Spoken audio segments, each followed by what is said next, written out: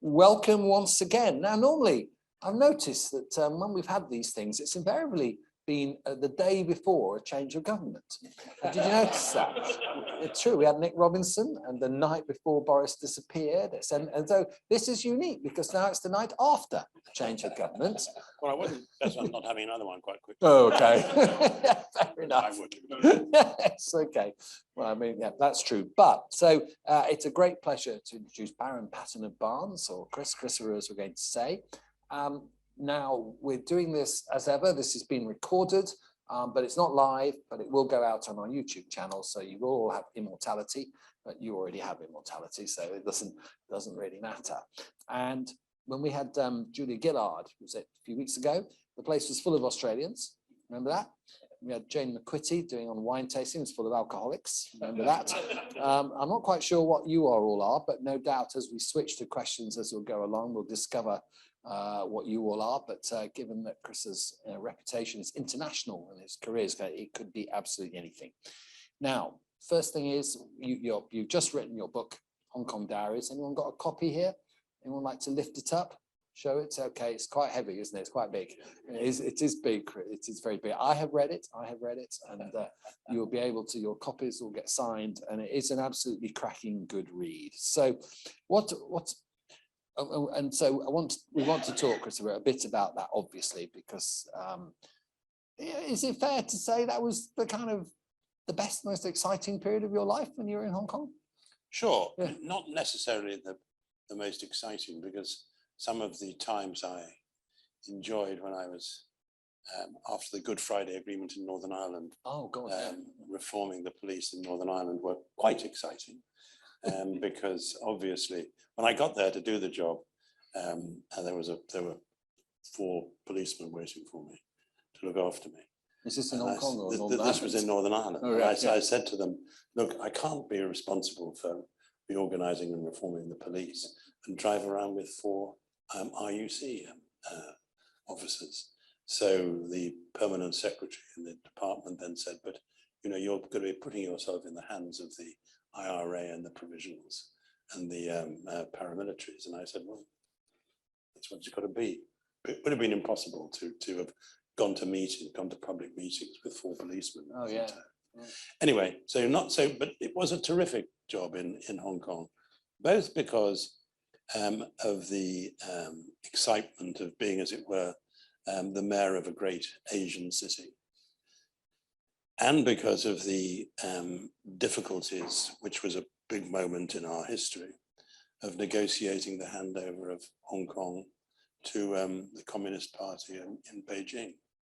And I always try to make a distinction between China and the Communist Party, which has become more and more apparent.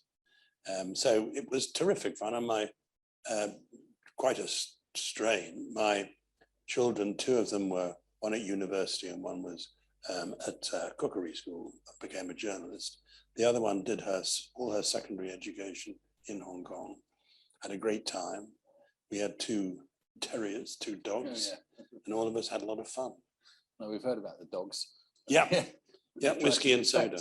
They over the border. Sorry? Didn't one of them try to defect? No, one of them disappeared quite early on while we were there. My wife was walking her, and there was the first time my daughters the 2 who were in London saw about it, was a headline in the Sun saying, "Chinese eat governor's dog."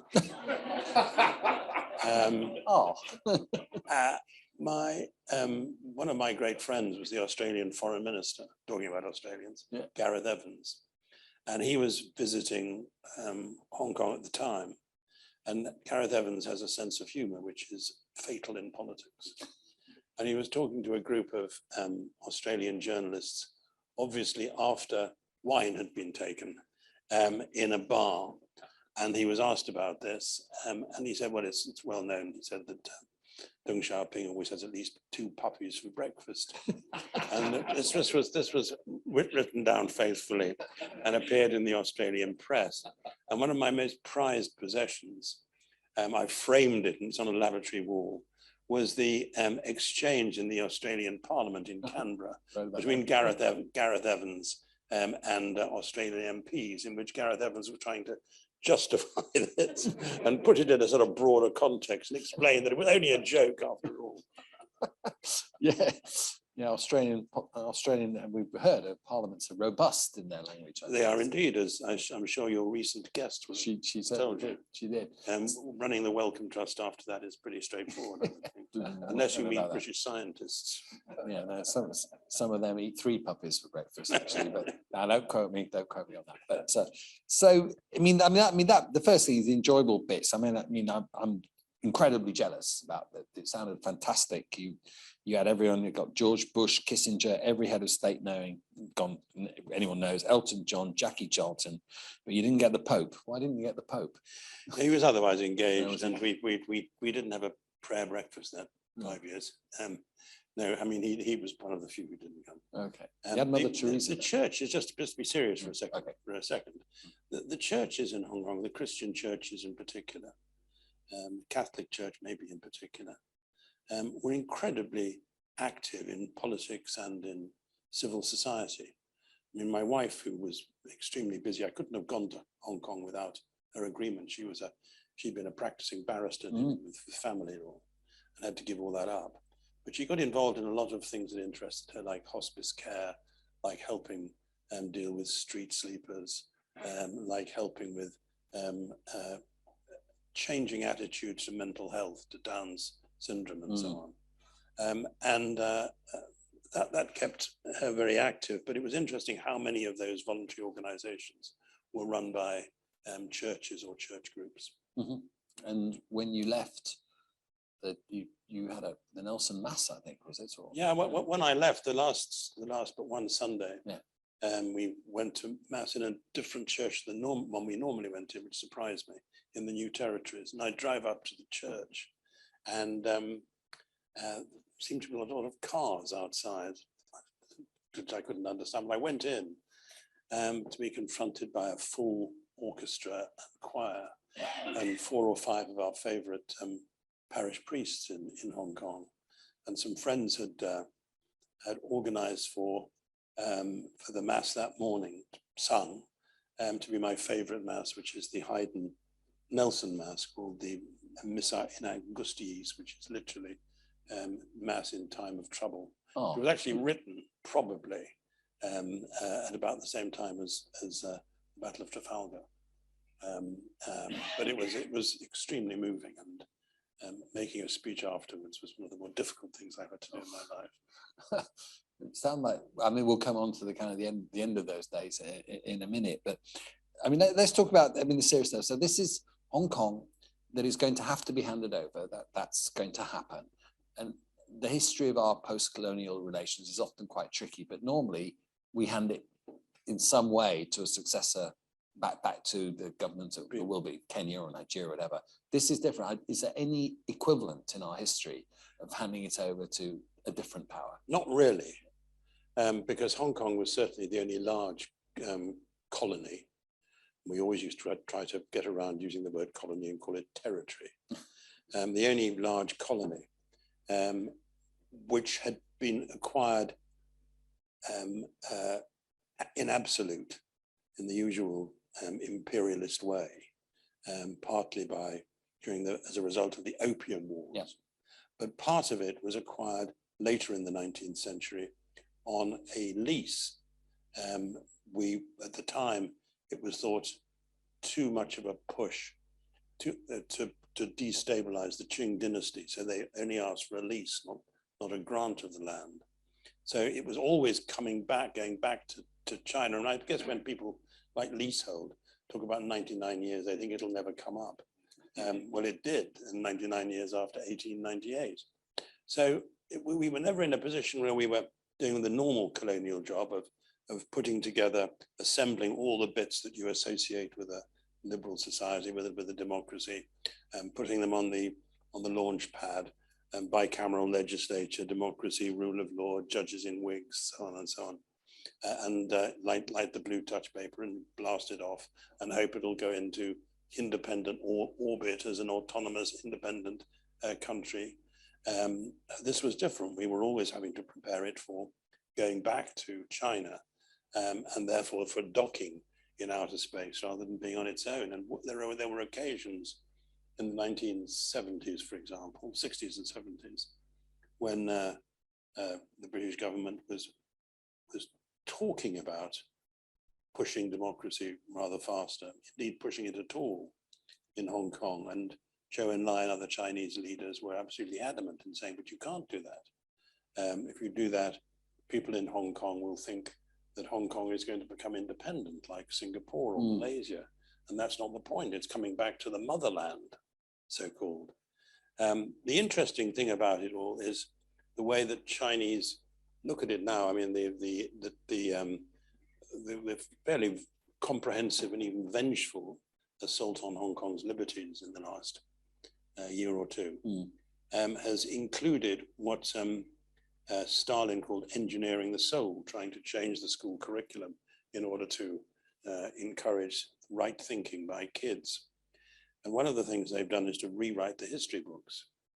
So Hong Kong, they no longer describe it as a former British colony. It wasn't ever a colony. Apparently it was an occupied territory. But what they don't point out, but what everybody knows, is who occupied it. In 1950, I suppose, there were about 500,000 people in Hong Kong. In the succeeding 20, 30 years, it was occupied by refugees from mainland China, who were refugees from the Great Leap Forward, from the Great Famine, from the Cultural Revolution, and they scrambled over wire and they swam.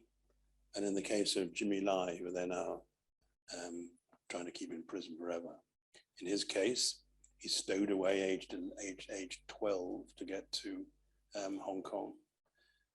But here were refugees from communism who amazingly... Jimmy Lai, the media. Jimmy Lai, the media guy. Yeah. Amazingly, they escaped from communism and made a spectacular success of their lives in Hong Kong. With the infrastructure that we provided of rule of law and an open society and a decent and pretty clean civil service and so on, and due process. And this made things, I mean, they were, in dealing with the Chinese, there was a moral and political problem on both sides. For us, the moral problem was handing back this free society to communist China. For the Chinese, the moral issue was facing up to the fact that the people in Hong Kong were refugees from a system which was supposed to bring you untold benefits, who'd taken refuge from the mainland in, steady on, a British colony. So it was a very difficult issue, to be fair, on both sides. And when we agreed to do it on a formula which had been proposed by Deng Xiaoping, called One Country, Two Systems, that when we handed over in 1997, the Chinese guaranteed to keep it going for 50 years, as it was. But I used to ask myself quite often, did they know what it was?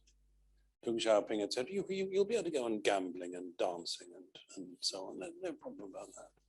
But I don't think they ever understood, for example, the difference between the rule of law and rule by law. Yeah. Just to take one very obvious example. So it was always maybe a chancy business, and we weren't always very well prepared to ask ourselves serious questions about what was actually happening. So you mentioned Deng Xiaoping. He was the ruler. He was the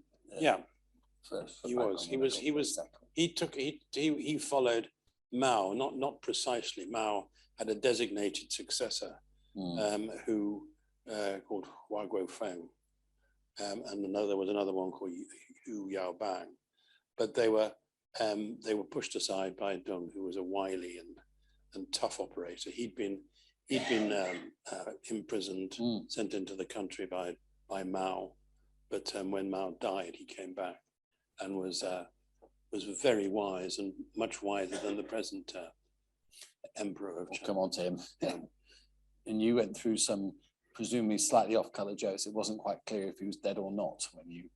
Well, it was. I mean, every so often he was. There were reports that he'd kicked over the traces. But then he'd reappear. Yeah. So, so on the kind of the serious narrative that begins very quickly is, I mean, you tell me what you arrived there, and you must have been appreciative of the things. If you were going to do things, it had to be fairly quick. Yeah. Well, what was clear when I arrived is what the Chinese wanted me to do was to be their man in Hong Kong and simply do what they wanted, which would secure the Hong Kong which they would like to take over in 1997, regardless of what people in Hong Kong thought. And they were always very reluctant to have people in Hong Kong involved in the process. If you ever had a group of negotiators, including somebody from Hong Kong, they regarded that as intolerable. It was called the three-legged stool. And one of those metaphors which Chinese officials sometimes use, which is pretty meaningless because two-legged stools tend to fall over. So they always wanted somebody who would simply be their man in Hong Kong. Right. And I thought that my job was to be Hong Kong's man in London and in Beijing and stand up for Hong Kong. And fortunately, that seemed to be a popular view in Hong Kong, not very surprisingly. So I had to do two things, first of all. First of all, try to ensure that the economy continued going well and that we dealt with some of the inequities in Hong Kong. Just before I left, I had lunch with Max Hastings, who's always entertaining, and he said, "I'm not sure." He said, "whether you'll leave on Britannia or from a helicopter from the roof of Government House." And it was true. It wasn't preordained that Hong Kong would be stable and successful. But that was the first thing I had to ensure. And secondly, I had to try to do what I could to safeguard Hong Kong's civil liberties. Hong Kong was there's a tremendous book by three volumes of it by a great American political scientist called Sammy Feiner about every sort of government there is in the world. And he has one short chapter on societies which are liberal but not wholly democratic. And the only one he could think of was Hong Kong. It was partially democratic, but not as democratic as I think in retrospect it should have been if we'd started a bit earlier. Yeah. Because the joint declaration, the treaty which tried to incorporate one country, two systems in 1984, didn't encourage the British government to push ahead with democracy very much. My predecessor, but one who was a splendid guy called Teddy Yude, who'd been an ambassador in Beijing and was then the governor of Hong Kong, he was a diplomat, had tried to push democracy rather faster and hadn't got very far. They were largely because of elements in the Foreign Office and because of an absurd belief that somehow Hong Kong was a distraction, was a sort of pebble in the sandal, that the big game for Britain was to get rid of Hong Kong and have a wonderful relationship with the new power, China. Mm-hmm. It was complete. Okay, it was complete. But it was complete them. Honnes, I think you say. Complete nonsense, because we didn't have a bigger element in our relations with China than Hong Kong. When I left, it was 19% of China's GDP. Yep. There was nothing in our relations which was bigger than that. And they were, I mean, that was part of the problem when it had come to developing democracy. So when I arrived, the first thing I had to do wasn't to push democracy very, very far, because we'd agreed on how many directly elected seats there could be, but to try to make the elections that we had to hold as free and open and fair as possible. So that was what the argument was about. The Chinese behaved as though I was Tom Paine. Would that I had been. But every point, some economic, like building the airport, others like trying to ensure that Hong Kong's laws were in line with the International Covenant of Civil and Political Rights. Every element, and not least the election arrangements, was contested and had to be argued about. And I think in retrospect, people say, do you think you've got anything wrong? I think the thing I probably got wrong was spending too much time trying to negotiate settlements, because we were never going to get them with a lot of issues with Chinese officials who simply said no in variously bizarre ways. It wasn't just the Chinese officials who said no, was there? I mean, there was internal opposition in Hong Kong, and we'll come on to the Foreign Office in a sec, but there wasn't, yeah, there was internal opposition, but it was from, it was mostly from leaders of some businesses. And there was a small united front, that is communist sympathizing faction, which had a couple of newspapers called Wenwei Po and Ta Kung Pao. But by and large, and I won't brag about it yet, the popular opinion was hugely on our side. The people who weren't on our side fell into two categories. Well, the two categories sort of merged. Usually people who were very much in favor of giving in to China, provided they had foreign passports. It was astonishing how many people, business leaders, they were keen to get MBEs and CBEs, keen to be seen as friends of China, but wanted a British passport in their back pocket, or an Australian, or a Canadian, or American. Secondly, there was a faction, or there was a strain in the Foreign Office, which was represented above all by a very distinguished but intellectually vain diplomat called Percy Craddock, who'd been the ambassador in China and had been the main guide to Thatcher and Howe over China and Hong Kong. And in the mid-1980s, when we were negotiating this treaty with them, some people in Hong Kong had wanted us to demand that it should have incorporated in it an arbitration mechanism. And Percy Craddock and others said, well, we don't need that, because we're going to develop democracy in Hong Kong, and that'll save Hong Kong. Percy Craddock said afterwards, when he was briefing me, and he actually wrote it eventually, he said, the Chinese leaders may be thuggish dictators, but they're men of their word. Well, we knew that part of that was true. and we've seen subsequently that part of that is true. But men of their word, I mean, whether it's the WTO or whether it's the international health regulations, which they signed in 2002, I think, in 2006, after the SARS outbreak in 2002, or Hong Kong. I mean, they don't keep their word. They do whatever they think is in their own interest, and that they have sort of celestial support for that.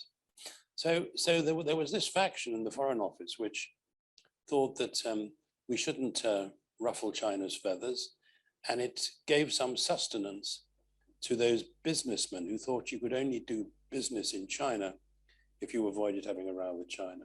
These are the so-called taipans, right? Not all of them. No. I always thought it was a poisonous snake. Well, there were. I mean, some of the Hongs were of that category, but it was usually people who didn't know anything about China. Yeah.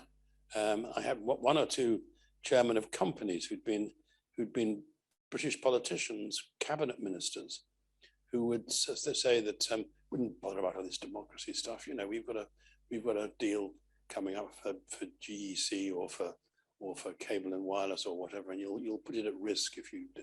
Well, I never blamed the Chinese in making this point, but basically the Chinese did business on the same basis as everybody else, whatever they said, and they wanted whatever they wanted at the best possible price.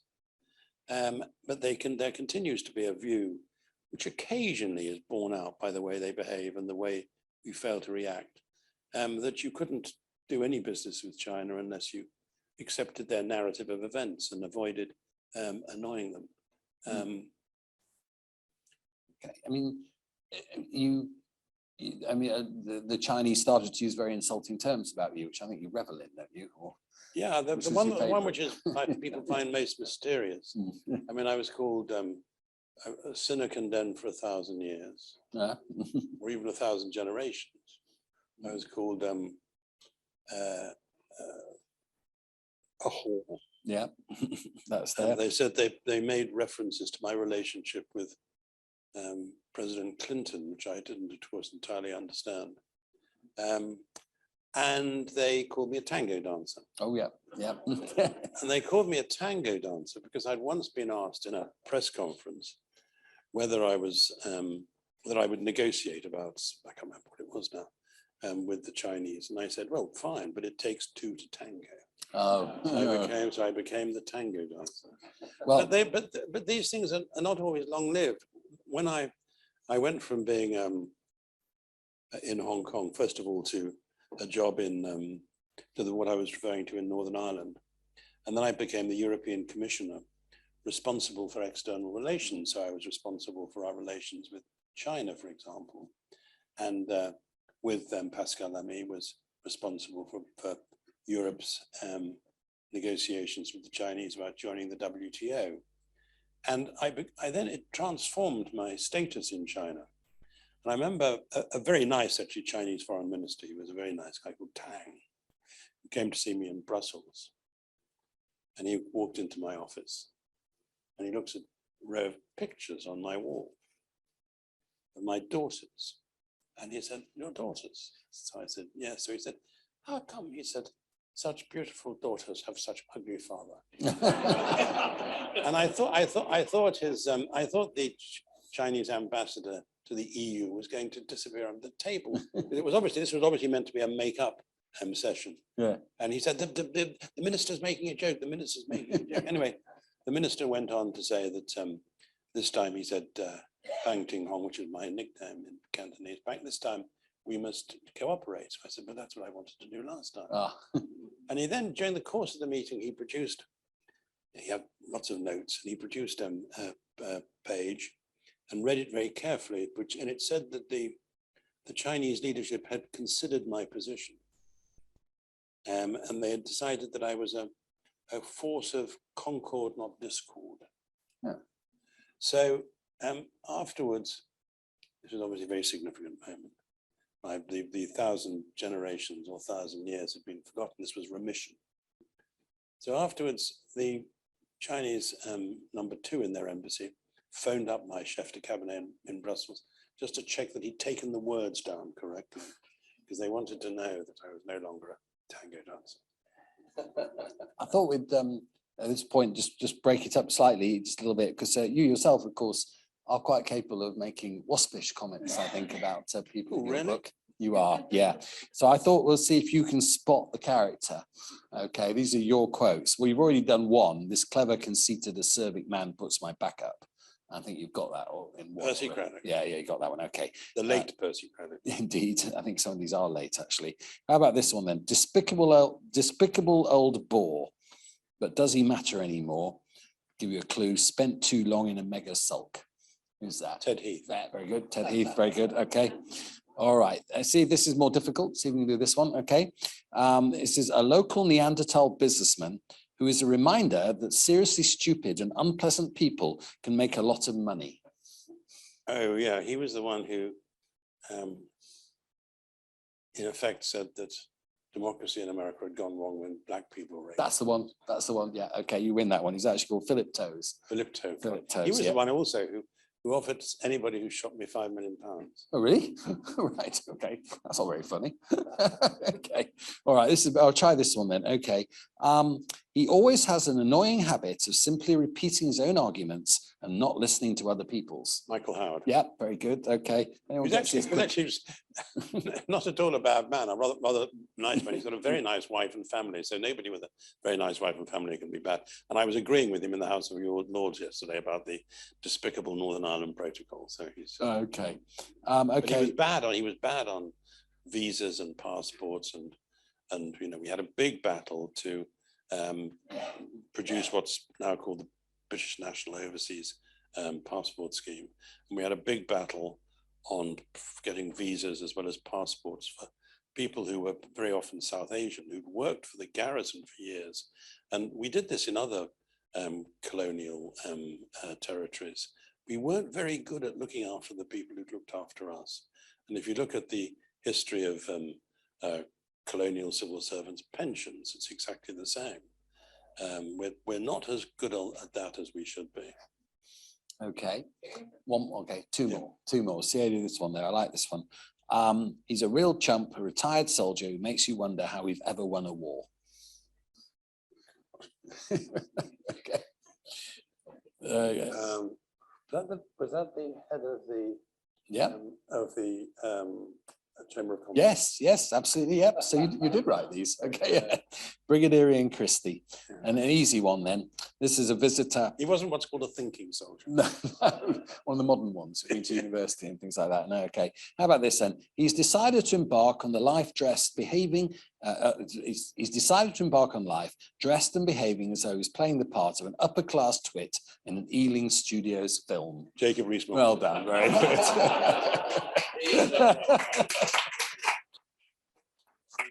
And that was when he was early 20s. And I have to say, I feel guilty about. I don't really. No, you don't. His parents were incredibly, sort of rather brilliant at barking. His parents were both enthusiastic Brexiteers before anybody else, but they were very kind to my wife and I when I was a young candidate in Bath and looking for. We had to find somewhere to live, and we rented a cottage from them for years at a peppercorn rent, and they were really kind to us. Yeah, and I think So Jacob came and stayed with us when he left university in Hong Kong while he was getting some experiences as a banker or hedge fund manager or whatever they do. And he was. My daughter doesn't like the fact that I say somewhere in the diaries that he used to help her with her maths homework. Which I'm sure is true, but she denies it and says, well, I wouldn't have done well in maths, would I? Anyway. You actually say he was very kind to her. So you do actually. It's not such a good joke. There's a very funny photograph, I'm not sure whether it's in the book, yeah, of him, surprisingly, not wearing a three-piece suit, in a toweling dressing gown, kneeling at her feet, helping her with her homework. I don't think that is in the book, actually. No. She probably took that one out. I think she did. I think she did. So so you push through the reforms, and you obviously, I mean, if anyone's watched the film, of course it's called now, The Last Governor, an amazing film of actual footage of you going through these things. And I'm very fascinated to know how on earth you must have had an incredible trust. It was in Jonathan. I did. And some people question that, question how objective he could be, because he was a friend of mine, and he asked with the BBC if they could do a sort of fly on the wall of me during the 5 years in Hong Kong, and I agreed to it, and he had terrific access. He also talked to a lot of other people. I mean, not just my team, but people who were critics, people who were affected by what we were doing, and made an astonishing series of programs, and then wrote a book based on them, which the Foreign Office at the time didn't like, because it was critical of some officials, not things I'd said about them, but things other officials had said about them, because there were some who were a pain in the arse, to put it mildly. Okay, I mean, to be going back to the kind of history of things, part of the plot of the film, and obviously what happened, was that you didn't actually know that we'd made some agreements before you arrived in. No, there were the so-called 7 secret letters. Yeah. Fortunately, I mean, nobody had told me about them. Because they were secret, obviously. Well, and, I was bloody governor. I know. And people like Percy Craddock, who all of them had briefed me beforehand, and they never mentioned these letters. What was happily the case was they didn't make any difference to the policies that we'd pursued, and they weren't in any sense. Well, what we did wasn't in any sense cutting across such agreements as they represented. But it was very tiresome that nobody had seen fit to tell me about them. Yeah, I mean, tiresome is a polite word, wasn't it? Yeah. Yeah. So let's then go to 97, and obviously you always knew that was going to be. Did you ever wonder if China would actually invade, by the way, before then? I was curious, actually. I mean, they could have taken No, but place at they any could time. have. I mean, the only bunkers in Hong Kong, as I say, somewhere were on golf courses, Yeah. so we couldn't have actually done anything about No. it. No, I always thought that it would be so costly for them, which they're in the process of showing. It would be so costly for them to bring the ceiling down, that I never thought that they would be follow through on some of the threats they made. The best political advice, this is something which should perhaps sustain us occasionally in our hours of need. We do have in this country a very, very good MI6. They are really, really good.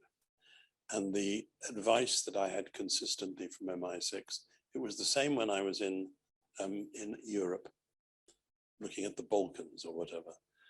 They were very, very good, very reliable, and more prepared, I think, than some other officials to use the cliche of our times, speak truth to power. Yeah. And the best writing about China at the moment in the British press is by a couple of guys who were spooks, but not say who they are. But. Oh, okay. All right, we'll work that out. So it's 1997, and there's the very moving handover, which you obviously are playing a prominent part. I just want to quote what you wrote about it, okay? I want to ask you when you wrote this, but you described the Chinese leadership at the handover, and this is you say you call them clapped out old tyrants, the coelacanths of Leninism. I love that, coelacanths of Leninism, rich, mighty, seedy, cruel, corrupt, depressingly unimpressive. So reading between the lines, you haven't got on very well with them. No, but there have been Chinese officials whom I've hugely admired, if I didn't agree with them, like Zhu Rongji, who was as clever as anybody I've ever dealt with in international affairs or in politics. But no, the ones who were part of that entourage were pretty depressingly second rate. And is that, I mean, it's in your diary. Did you write that at the time, or is that you now writing No, back with the judgment? I think I wrote that at the time. Okay. And I think it's in the description of the events at the handover. I've then written a chapter at the end of the book, saying what's happened since, in which I'm reasonably frank about my assessment of what's been happening. Yeah. It's all got worse. Oh yes. And then looking at when you come back, and then quite a lot of the China people, by which I mean, I don't mean Craddock and co, but people who Ming Chan and Murray Sale, etc. Most of them did assume that it wasn't going to work out. So this is 97, 98. So they're writing saying that, you did your best. And this is Ming Chang saying, this is 97, and ending up saying, although democratic organizations do not seem to less to any institutional framework, he should at least be entitled to full respect due to the nobility of failure. That's 97. At the time, is that what you thought? That it wasn't going to work? I was never one of those who believed, unlike a lot of people, including Tony Blair, that technological and economic change had put China irreversibly on a path towards greater openness and democracy. Yeah. Tony Blair said a bit later, after the Chinese had joined the WTO, he said, China's path to democracy is now unstoppable. Well, I think it was a comforting self-delusion. I did think that there was a fair chance that Hong Kong was such a successful going concern that they would more or less let it be. One of my best Foreign Office advisors said that it's like a Rolls Royce. All they have to do is turn on the ignition and off she goes. And that was true. And there was an argument which I never believed, that it was like the goose that lays the golden egg, that they wouldn't therefore ever slaughter the goose. That was never my argument. What I did think was that, to use another avian metaphor, it was like the canary down the coal mine, and that to throttle Hong Kong would be to send a signal to the world about how China would treat democracy and Western society as a whole. I also sort of thought, I thought there was a chance, and I thought to myself, why would the Chinese have made such a fuss about every detail, dotting every I, crossing every T, if they were going to walk away from it? Mm. I mean, it would have been a crazy waste of time on their part. So I think that was my overall attitude. What, of course, happened was that for maybe a dozen years or more after we left, things went reasonably well. Yeah. China interfered more than it should. It put in to run Hong Kong by and large people who would do what it wanted, and in 2 cases were pretty useless. But things weren't, and if you'd gone back to Hong Kong in the summer, we may have done it, 2010, 11, 12, it was pretty much the same place that it had always been. What changed was Xi Jinping. And Xi Jinping has proved to be a new and different leader. When he became leader in 2013, the Chinese leadership had been, first of all, spooked by an attempt by another Chinese politician called Bo Xilai to elbow his way into the leadership. But they were also nervous that, and Hu Jintao, who was the guy who you've seen pictures of being led off the front of the stage. Tell us anyway. We can come back to it in a moment. Hu Jintao, who Xi Jinping criticized explicitly in his work report, as they called it, for having been weak and for having lost control. They had begun to think that the party was losing control, tight control over everything. Because of the internet, which was fracturing their control over the sources of information, because of globalization, because of urbanization, that it was becoming it was looking outward too much and not sufficiently autarkic or inward looking. And so with Xi Jinping, they cracked down ruthlessly on civil society, on the legal profession and so on in China, Xinjiang, of course, and Hong Kong in particular, because Hong Kong represented all the things which they regarded as an existential threat. When Xi Jinping took over, he did so at a time when he and a group of colleagues, he was chairman of the group, had produced something called in Orwellian speak, Communique Number 9. And it told the party and government cadres that they had to engage in an intense struggle against all the symbols of Western society, the rule of law, freedom of speech, liberal open economics, parliamentary democracy, all those things which they regarded as an existential threat. And Hong Kong was all of them. So that to a considerable extent, Hong Kong represented everything they thought was a real threat to their ability to hold on to control. And you've seen with Xi Jinping, not least with his performance at the party congress, producing a list of the most servile yes men, and getting rid of anybody who might have had a different point of view or wanted to discuss things, so that the existing Prime Minister, Li Keqiang, who was hardly a radical, has been replaced, who was head of the so-called Communist Youth League faction, had been replaced by a man called Li Chang, who was the boss in Shanghai, who'd been with Xi Jinping in various posts when he was going up, not least in Zhejiang. And he was the guy who, when Xi said they had to crack down on any sign of COVID anyway, it was a COVID zero policy, was in Shanghai at the time, and did so in an implacably fierce way, And so anybody who's every one of them has demonstrated their civility to Xi. And you have to remember, I think, that historically, dictatorships, particularly ones like that, don't survive. And the trouble is they usually end badly.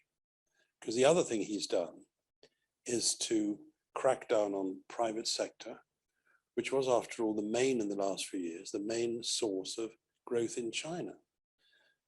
And it's interesting that since the party congress, even in the last couple of days, money has been flooding out of China. And the hedge funds and other funds and corporates have been getting their money out and backing off.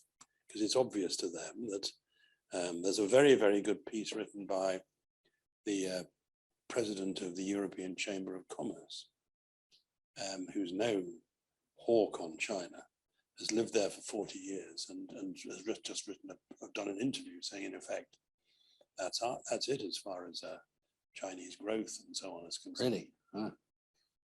And there's huge problems in the property sector, which is 30% of China's growth, which has turned into a sort of Ponzi scheme.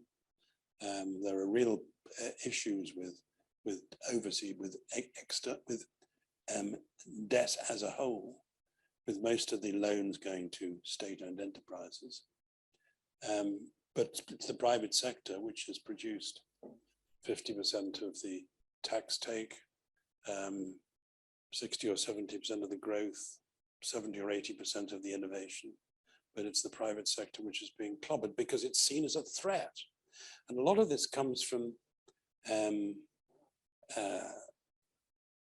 Jinping's obsession, and it's run through Chinese leaderships with what happened in Russia. They regard three things as being significant factors in Russia's or the Soviet Union's decline. The first was Khrushchev's speech criticizing Stalin in 1956. The second was perestroika and glasnost under Gorbachev. And the third was the rise of the oligarchs threatening and challenging the leadership.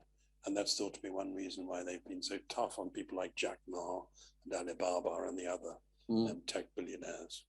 Okay, I'm going to ask the audience in a sec, but I want to give you one more quote from your book to recognize, okay? This is someone who, and a quote, who wrote a surprisingly kind piece about me in the Telegraph. And he went on to say, he used to be a correspondent in Brussels. Ah, that's a former British Prime Minister. It might be, yes. It is indeed, yes, I think Boris. he's the last but one. Yes. This morning. Yes, yes. He's, yes, I'm not a great admirer of him, but I liked that. Well, just to say, I'm pretty certain he borrowed to describe Shenzhen, which was the once sleepy fishing village just over the border into China, which he which is now a sort of raging capitalist center. He described it as I think sort of Wild West capitalism, or capitalism out of Hieronymus Bosch. I think that was my phrase. Oh, really? Oh, the bastard. In a conversation with him. But no, he did write some nice things about me. You do then say Project Syndicate very recently, he has a long-standing arm's length relationship with the truth. Yes, that's polite. Yes, it is. Okay. I mean, Pinocchio. Because I'll be honest with you, reading, if I came from Mars, right, and I read I've read that book and I've read The Diplomat and Almost a Diplomat, right? I have to say, and then I say, what political party do you come from? I would not have said conservative. I wouldn't have done. Well, I'm what conservatives, or at least left-wing moderate conservatives, used to be like. I mean, I was taking part in a debate in the House of Lords yesterday on the Northern Ireland Protocol, and I spoke after Kenneth Clarke. Yep. And Douglas Hogg. Yep. And we're actually what the Conservative Party, we were all in the same cabinet, and what the Conservative Party used to be like. And you can imagine what my old boss, John Major, would have thought about oh, yeah, definitely. what's been going on. And I find somebody said to me the other day that my trouble was I'd never been a zealot. And I said, I don't think being a zealot has anything to do with being a conservative. Indeed, quite the reverse. I can manage occasional enthusiasm, but zealotry, zealotry certainly not. There's, I'm an old-fashioned, traditional, centre-right conservative. And my favorite line in a novel is in one of my favorite novels, my favorite political novel by Lampedusa called The Leopard. Oh, yeah. And the prince in it, Prince Tancredi, says, things have to change in order to remain the same. That's right. Which is classic. Which is classic and it is totally true. But you don't have to throw everything overboard. I mean, you know, and we've seen, you know, we're suffering, we're seeing the end of a, I hope it's the end of a nervous breakdown in the Conservative Party, which began in the 90s with the beginnings of the Brexit campaign, and I think was fast forwarded in 2016. And I don't think, I mean, it's very, very difficult. Why is the new Home Secretary being appointed? Because it's to quell that faction in the Conservative Party. You can't run a united party with any great ease like that. I think, as I said earlier, I think that Mr. Sunak's a clever and decent man, but he was wrong about Boris and he was wrong about Brexit. You say in only Almost a Diplomat, you actually quote Kipling about Danegeld. You say if you can pay the Danegeld, but you still have the Dane. Yeah, absolutely. So that's not what's happening. Absolutely. Okay, so let's have some questions. I'm going to start with Gerald because Gerald is here. And I've just learned, they've just suddenly woken up, by the way, that's good. Gerald's good to see it. That Gerald is a very well-known psychiatrist, a very good friend of mine, but actually seemed to have once diagnosed you medically. And I'm amazed you're still alive, to be absolutely honest, Chris. So, I am.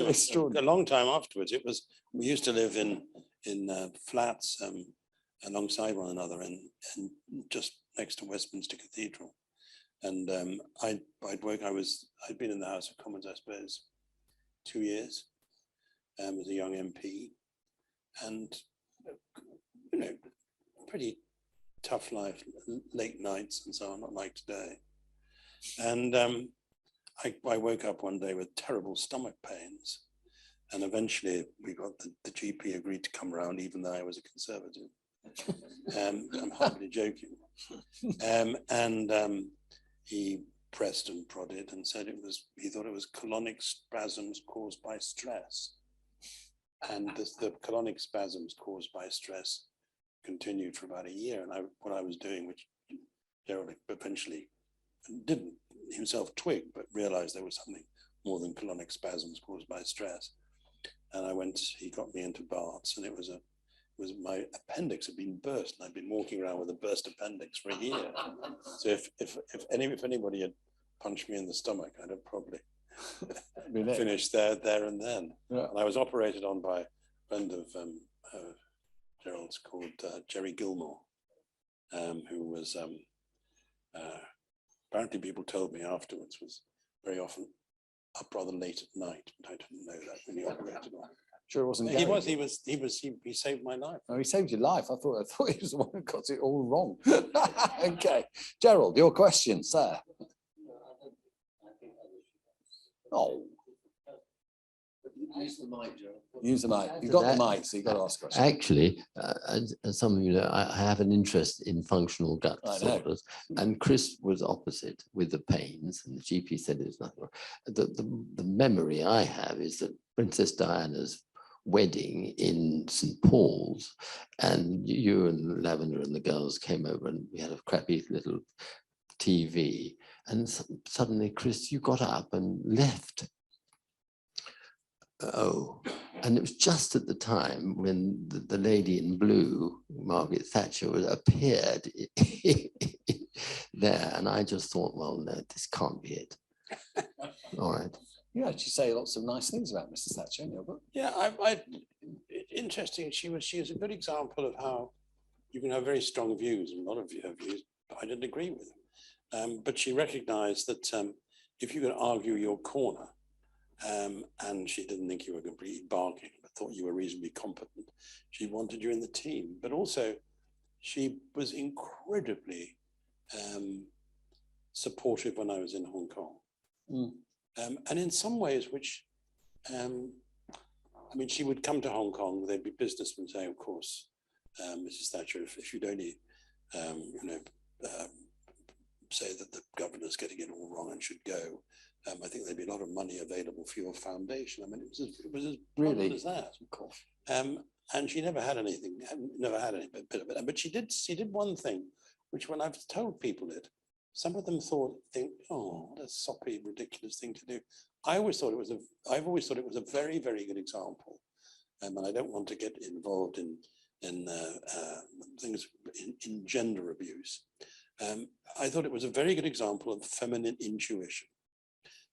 When she used to come, if she was going into Beijing to make a speech to the, I don't know, this or that bank or international organization, before she went, she would always say to me or to my ADC, where's the best place to buy ties in Hong Kong? And she would go off and buy a tie or a couple of ties. And we used to say, well, is it for Dennis? And she said, no. She said, I always like to take a present for Mr. Zhao. Zhao Xiang was the person she'd negotiated the joint declaration with. And Zhao Xiang was the person who was, at the time of Tiananmen Square, was the head of the party and was thought to have been too soft with the demonstrators and had been under house arrest ever since Tiananmen, 1989. And she used to say, I know you think it's silly, she said, but I always think that if I give whoever is my interlocutor when I'm in Beijing a present for Zhao Xiang, they'll have to keep him alive. And there was a sense in which, not necessarily keep him alive, but there was a sense in which to go on asking about somebody made sure that they were reasonably well looked after. We're worthy of Amnesty International at its best. She was appalling with our dogs because she used to feed the little buggers chocolate biscuits, not realizing that chocolate biscuits aren't very good for dogs, in her suite, and was always accusing us of starving them to death. Well, it's good if you're going to eat them then, isn't it? To go back to where you came in. Okay, Parmeen. Thank you very much. It's been a fascinating evening so far. And I just wondered, in your distinguished career, people have often thought you were the Prime Minister that never was. And we all wonder, with the sort of sliding doors that are going on, the shenanigans that are going on over the last few weeks, whether you ever thought of taking it on? I think people only say that about me because I never was. It's sometimes the best thing not to have to do a job, to have people saying you do it frightfully well. No, I think it was probably true that I was always far too much on the left for a lot of people in the Conservative Party. And now it would be, I think the Conservative Party's views on Europe, for example, would make it absolutely impossible for somebody like me to become leader of the Conservative Party. It's very difficult to talk at all about the consequences of Brexit. I mean, I hope that it's going to become easier now, but until now, you've had to take a sort of vow of omerta, not to say anything.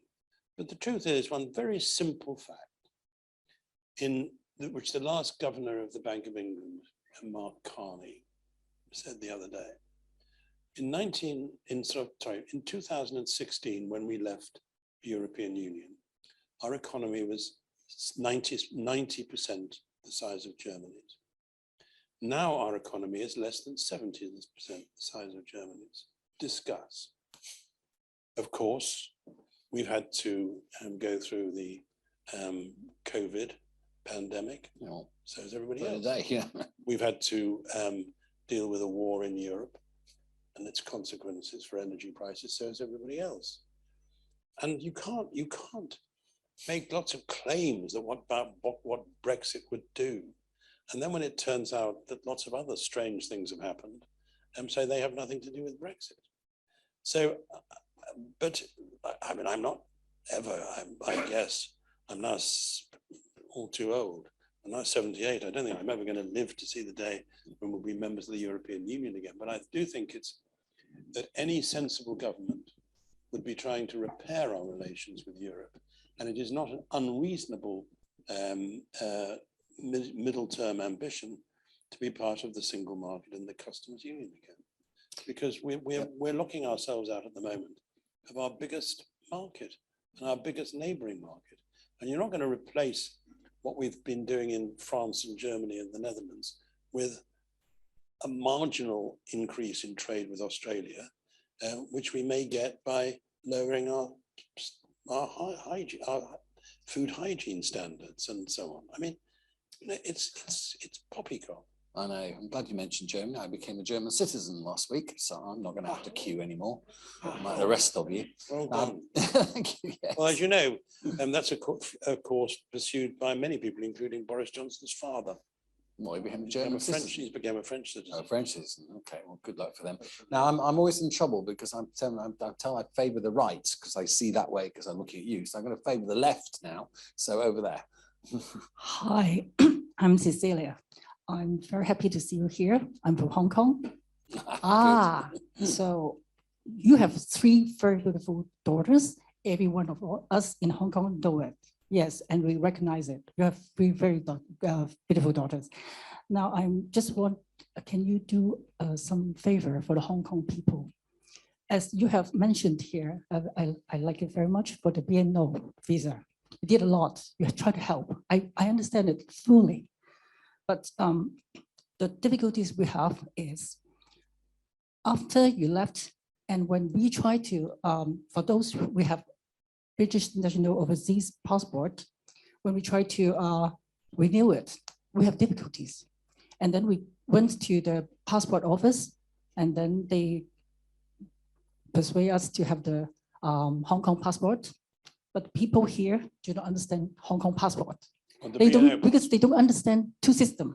Even the immigration here, the frontline officers, they see this thought and they thought that, oh, he's from China. And especially after last year, the security law, the Hong Kong government do not recognize the BNO passport, and they put China, CHN, in the passport nationality.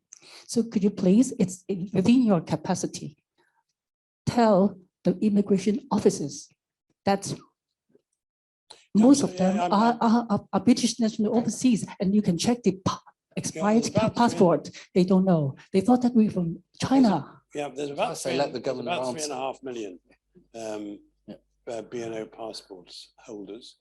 And what David Alton, who's a Liberal MP, and I managed to do with others in the House of Lords was to get an amendment passed to the legislation which would allow children of BNO passport holders, of BNO passports, to get easier access as well. But if you're having any real problems, what you should do is write to Hong Kong Watch or write to your MP and take them up, because you shouldn't have any problem at all, and it would be entirely, well, there shouldn't be a problem with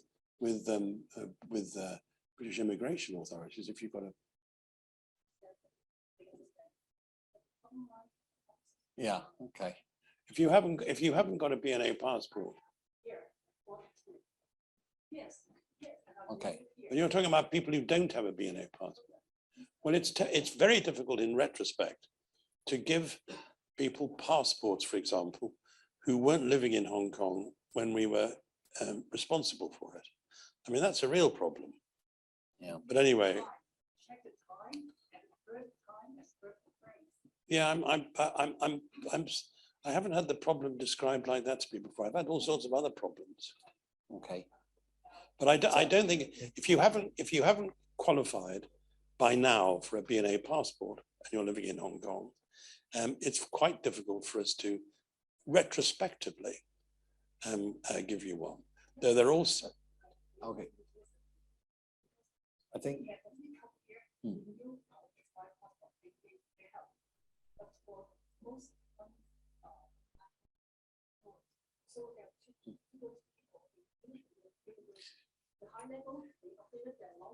Yeah.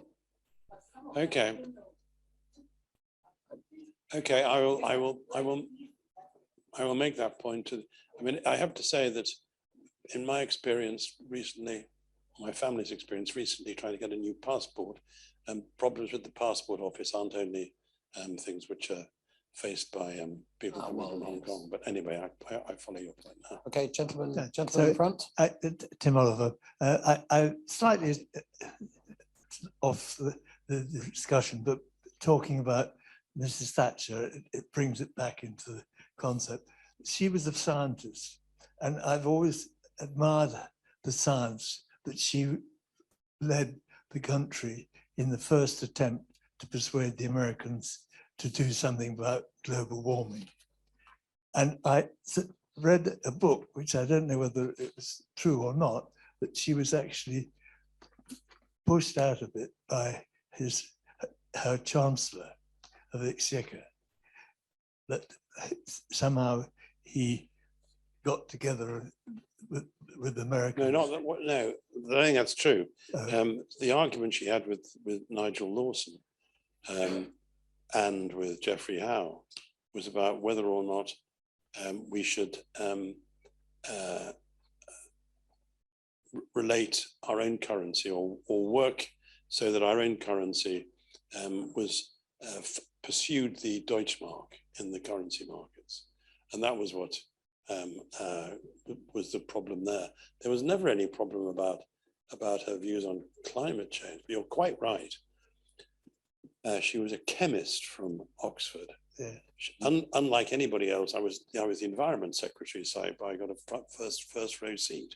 Yeah. Unlike anybody else in the cabinet, she actually understood climate change and global warming, and others thought it was a slightly odd bee in her bonnet.